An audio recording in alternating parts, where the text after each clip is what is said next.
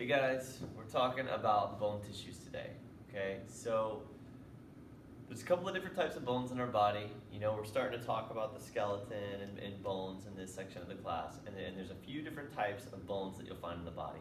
They're divided up based on their shape, okay? So, long bones are bones that are longer than they are wide, and they're typically cylindrical in shape.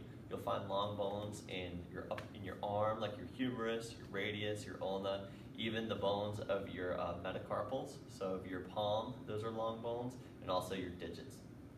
Okay, also long bones are your femur and your lower leg, your tibia and fibula.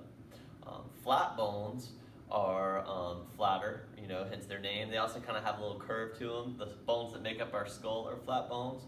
Also, you'll find an example of a flat bone being your sternum and your shoulder blade. Okay, and your ribs are an example of flat bones. Even though you might think of them as long bones, they're not, they're flat bones.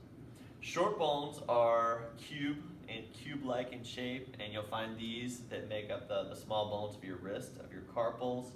Also, your kneecap, your patella is an example of a short bone, and also the bones of your feet, the tarsals. Irregular shaped bones just really don't fit into any of those categories. Those are examples of irregular shaped bones, or like your vertebrae. So, now, there's a couple of different types of cells that are associated with bone growth and development. If you zoom into the cellular level, you'll find that bone tissue, or the cells that are associated with bones, start out as stem cells.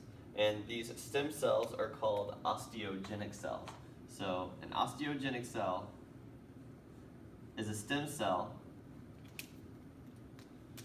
So this is an osteogenic cell.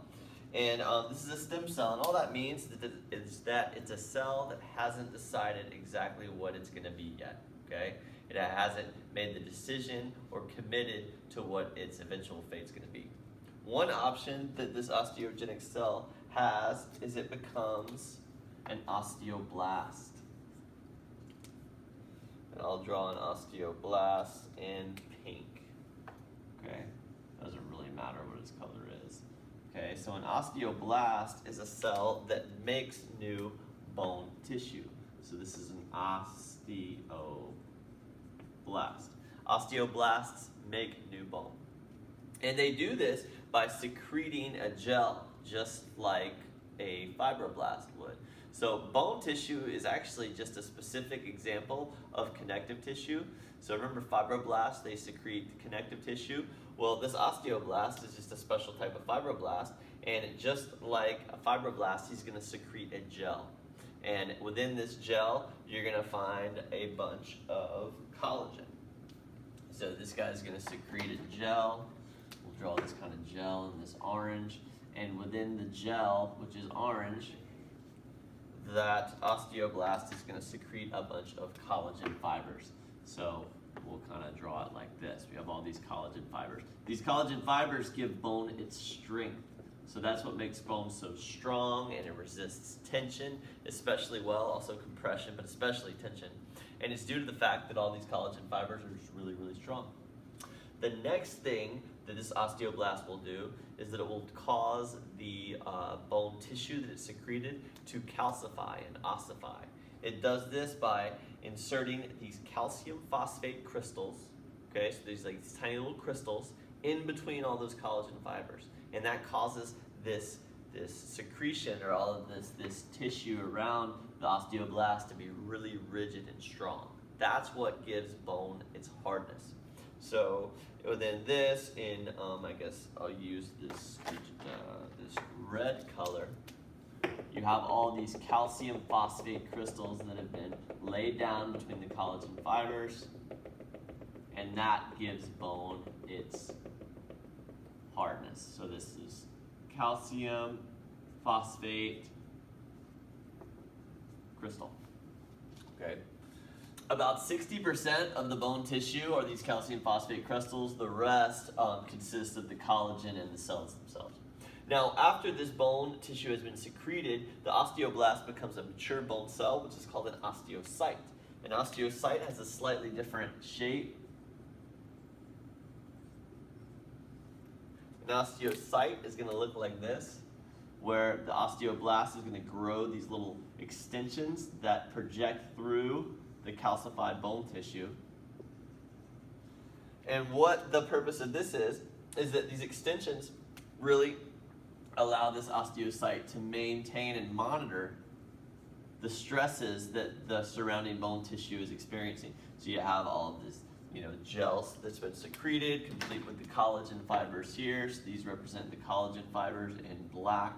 And we've got all the calcium phosphate crystals, which are going to be in red. So this osteocyte is going to monitor exactly what's going on with the stresses in the surrounding bone tissue. And if it is experiencing a lot of stress, let's say this is an osteocyte that's near the attachment site of a tendon, and a muscle is pulling on that tendon repeatedly. Let's say, I don't know, you start lifting weights, and the muscles that you're exercising are pulling on the tendons that are attached to this part of the bone. Then this osteocyte is going to detect that and stimulate the bone to grow thicker and reinforce that kind of attachment site so it can better withstand those forces. Okay. So if we go back to the osteogenic cells, another option or another choice that this cell has is to become an osteoclast. I'll draw an osteoclast in this blue color. All right, so an osteoclast kind of looks like this, kind of like an upside down Pac-Man. An osteoclast is a cell that breaks down bone. So it dissolves bone. And one thing that's important to understand is that our bones are constantly being remade. So once an osteocyte is developed, after a while it's going to be dissolved and replaced with a new osteocyte. And this keeps our bone tissue nice and fresh and strong. This process of constantly remaking bone is called bone remodeling.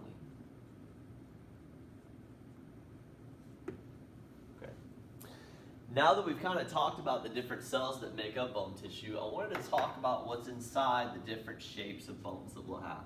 We'll start off talking about a rib. So a rib is an example of a flat bone. And imagine here what I've drawn is kind of a rib that's curving and coming towards you. And we're going to cut that rib in two to see what's exactly inside of this guy. So here's the kind of section that we've done through the rib.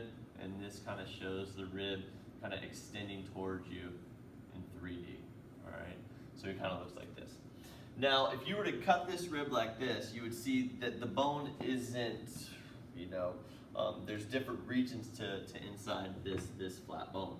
On the outside of the flat bone, what you'll find is that the bone tissue is very dense. This is called compact bone.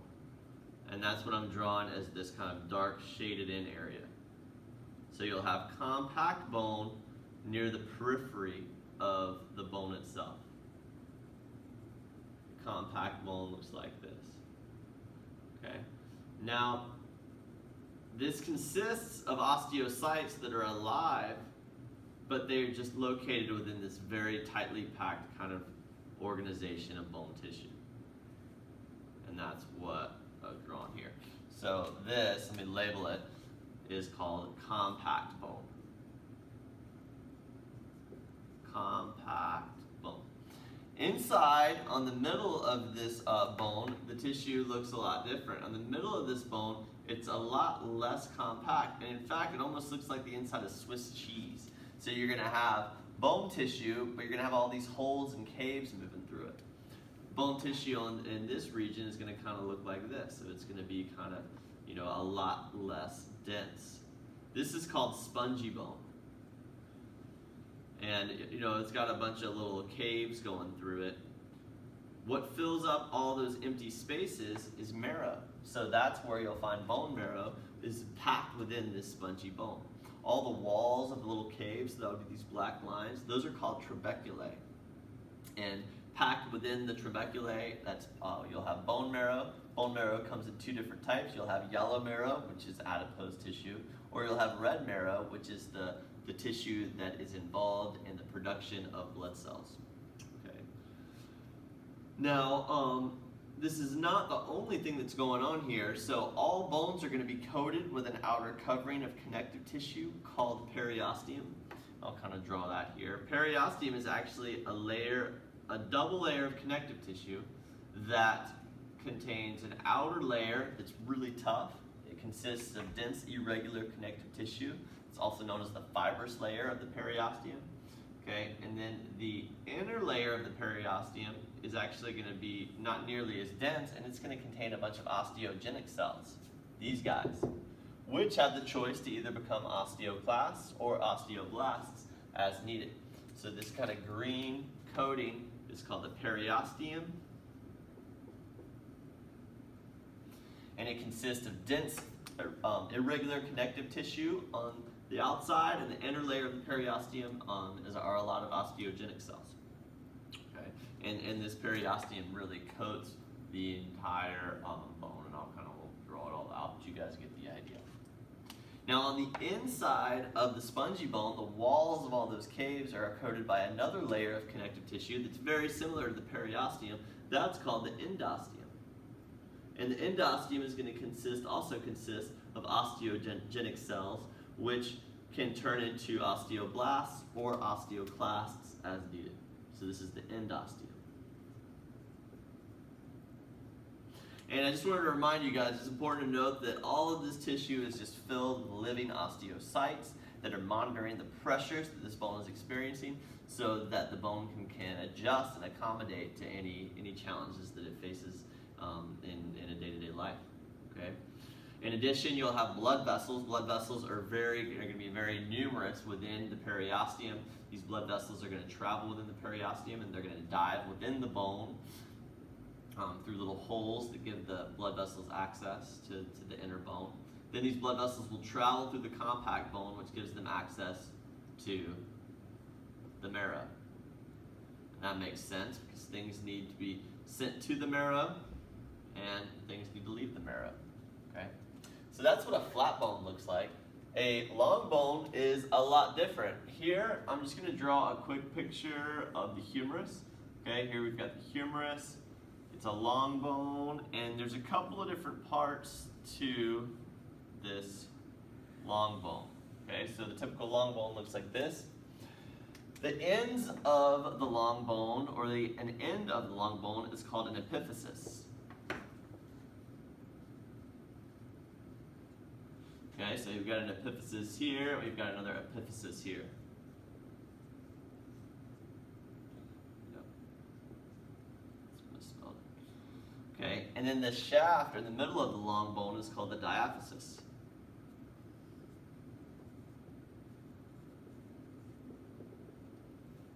So those are the general parts of what's going on here.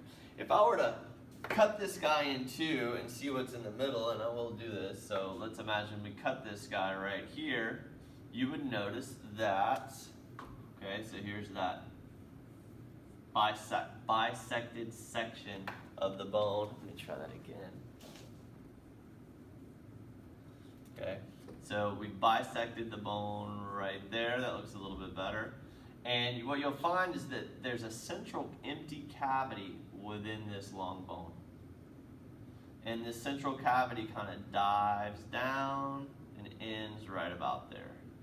This central cavity is called the medullary cavity.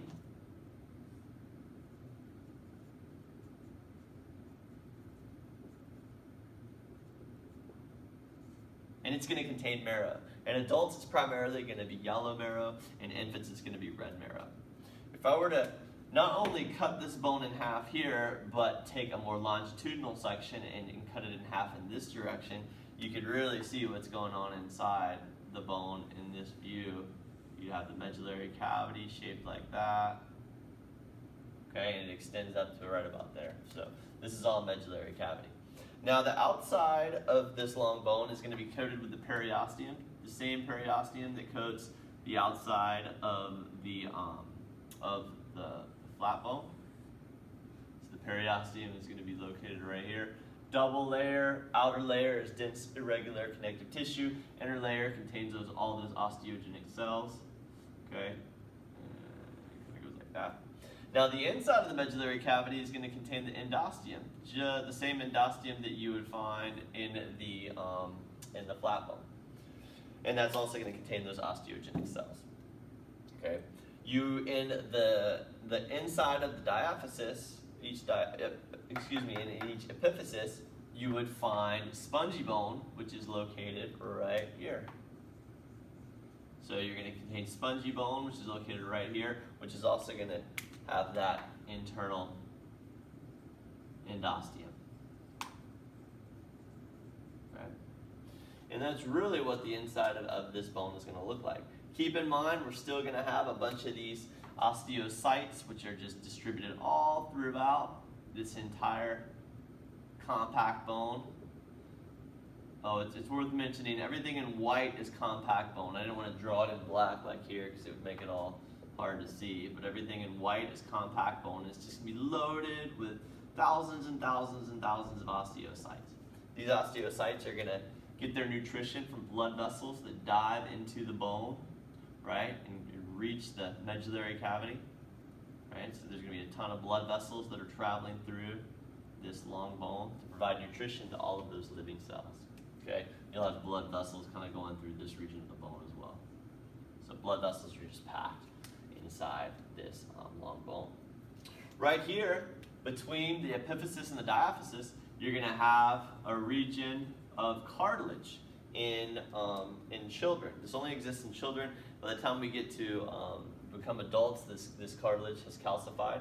But this is where long bones grow in length, and this is called the epiphyseal plate.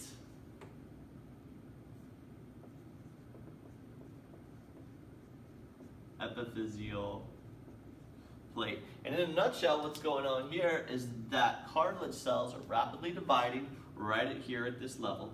These cartilage cells will rapidly divide, they'll enlarge, calcify, and die. What that does is it leaves an open space for osteoblasts to move in, lay down their new bone tissue, and then turn into osteocytes. So this is a common theme in the repair, growth, and development of bones. First, you'll have cartilage, which is produced first. It's very easy to produce cartilage. These cartilage cells will enlarge, they'll calcify, die, and that leaves room for the osteoblasts to come in and lay down their own bone tissue. Okay, so that's a brief kind of overview of what's in bone.